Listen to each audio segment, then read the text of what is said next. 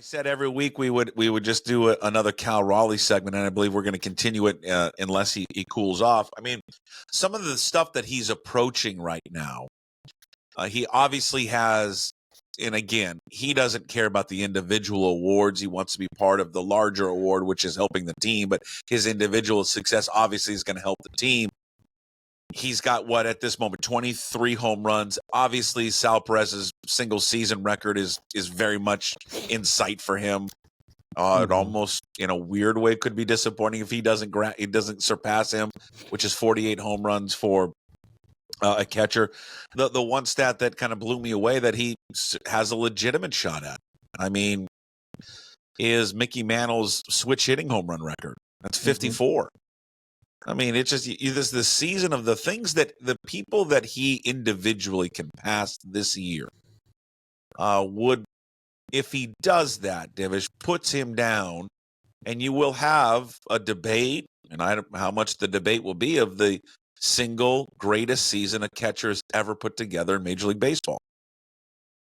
Yeah, while catching probably more innings than any of the other catchers that have done that.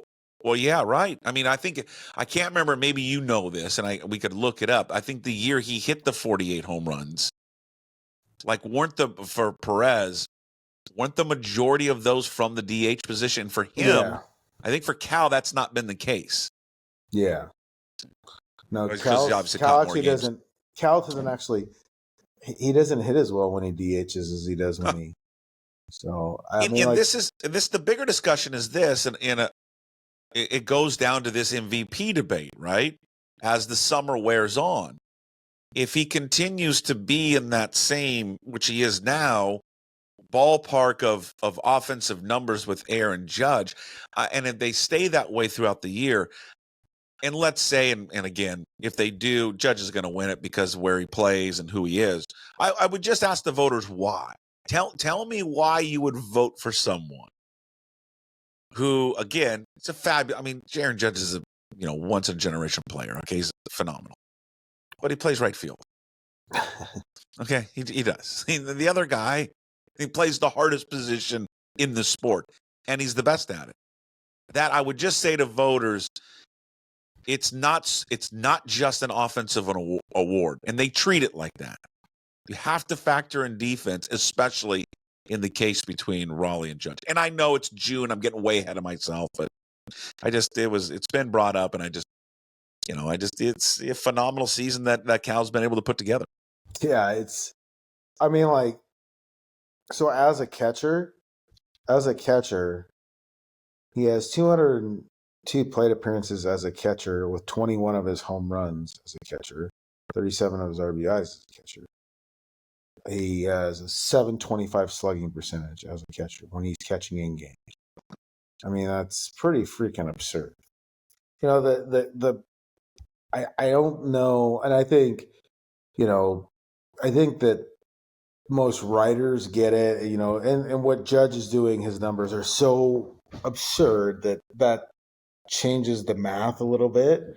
But people, there is no way to quantify the physical beating that catching takes on Cal, or even truly measure his value defensively. But defensive run saves and framing metrics and all that stuff don't measure the value that he provides defensively in the sense of what he does with the pitchers on a daily basis. I mean, think about the offensive numbers that he's putting up.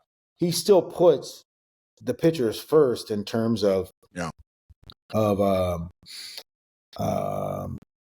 he still puts them to get first in his priority list. His batting, his hitting, that takes a back seat to what he does with the pitchers. He puts all that ahead of him. His routine is for him to get himself physically ready to play every day, which is no small task. And then it's start game planning with the pitchers meetings, going over the scouting reports, everything, the daily meeting with the starter, all that stuff first. I still have to go hit. I still get to go do this. I might catch a bullpen, or I might be out there to see what's going on just to make sure, he does all of that, all of his offensive stuff, all of the stuff that's garnered him the attention is secondary because he puts the pitchers ahead of where, I mean, like, even when Speaking of catchers, your colleague there at the Seattle Times, who was a guest on the Daily Puck Drop on Monday, and just fabulous. The reviews were sensational. People begging for him to come back. He had Adam Jude. He had teased the story that he was working on about Harry Ford and how he caught up with Jerry DiPoto to get his comments about Harry Ford. And it's out today, and it's an interesting read. And I think that both things can be true. As I read it, maybe it was yesterday. As I read it,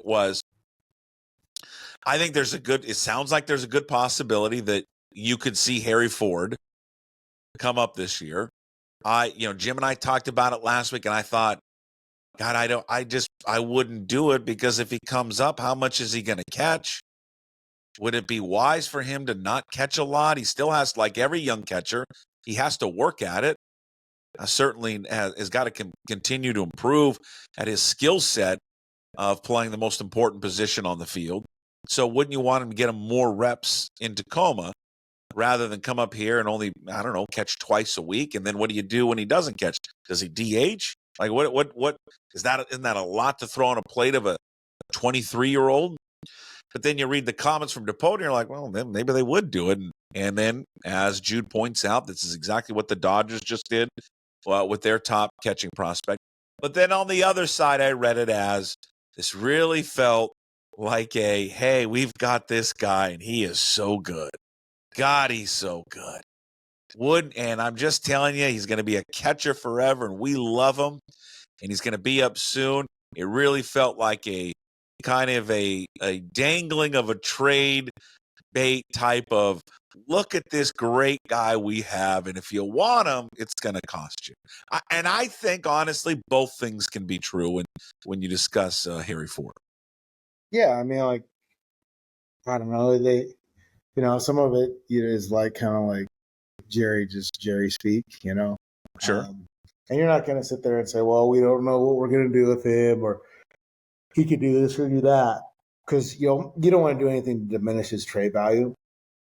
So I honestly thought, like I said it several times last year, that he was going to get traded last year. They tried. I mean, they pushed him on some deals that they were looking at, but it just wasn't there.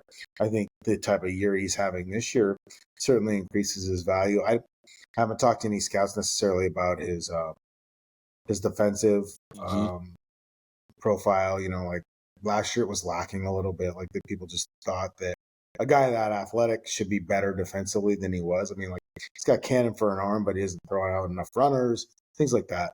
I'm sure it's improving. He works his ass off, but I'm sure there's a way you could make Harry Ford come up there and work. You do have kind of Garver as the albatross, but yeah, I mean, like, if he keeps doing what he's doing and you're still lacking from offensive production, then you just have to get creative and find a way to carry it. Okay. The one thing is like, he isn't real comfortable playing another position. He wants to be a catcher. Right. And yeah, like, you can say in your mind, you can say, look, there's a way we can keep them both. And the one thing is does it diminish his development that much if he comes up and plays 3 or 4 times a week? Like, if you're creative enough where you can get him DH at bats and stuff like that, and the catching stuff, can you still develop him into a quality big leaguer at the major league level? A lot of people say no, particularly catching. Mm-hmm. Other people, I'm sure Jerry, is confident, and he probably has a study, or he probably has some stats that, he could sell people on the idea of it, including himself. And that's internally, you have to ask yourself, are we doing damage to the kid? Are we helping ourselves?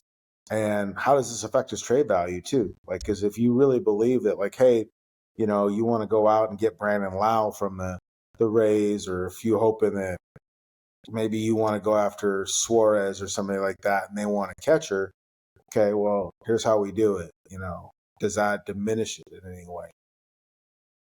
If you bring him up, how you mentioned it, I mean, do you catch him twice a week, 3 times a week? Can you afford to take Cal out? Or now we're playing that roster game where we allow Cal to be the DH? But again, you run into that problem that we've always had when they've carried these two catchers to have one guy catch and one guy be the DH. Yeah, man, like that's the thing. You can't really carry three catchers, I don't think. I mean, they've done it before. Obviously, it was Savala, but and they are versatile enough. But you already have a third baseman that's essentially a DH, in Polanco. Right. So it's like, I guess it gets to the point where they're ready to walk away from Garver and just say, look, we're not going to do that. But about the time you do that, somebody gets dinged up, Sure. And but so, let me just ask you though, in your opinion, do you think that Ford will be up here? Do you think it's a reality coming soon? Soon? No, I don't think it. Yeah, I wouldn't think till July. Before, well, obviously before the deadline. Okay, so about a month. And that may be something that, teams want to see. Like, hey, we want to see this kid at the MLB level. So, okay.